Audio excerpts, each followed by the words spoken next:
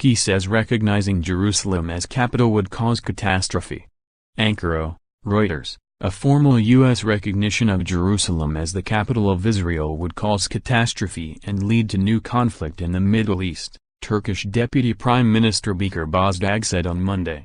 Speaking to reporters after a cabinet meeting, Bozdag, who is also the government spokesman, said Jerusalem's status had been determined by international agreements and that preserving it was important for the peace of the region.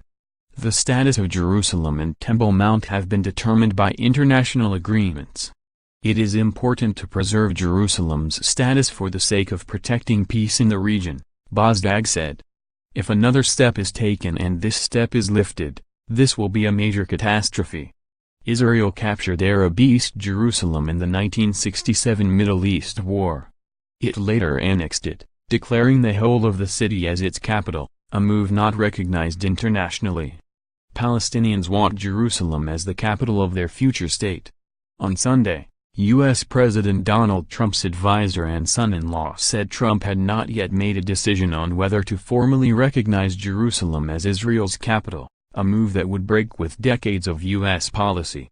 Past U.S. presidents have insisted that the status of Jerusalem, home to sites holy to the Jewish, Muslim and Christian religions, must be decided in negotiations.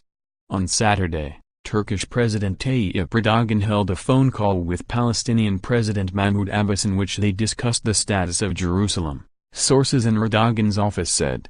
The sources said Erdogan told Abbas that preserving the status of Jerusalem was important for all Muslim countries, adding that international laws and United Nations decisions should be followed on the issue. Any move by the United States to recognize Jerusalem as Israel's capital would fuel extremism and violence, Arab League Secretary General Ahmed Abulghait said on Saturday.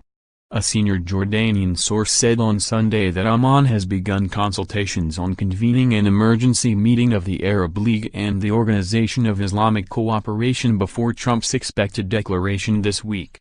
Reporting by Tuvn Gumrukku, editing by Dominic Evans.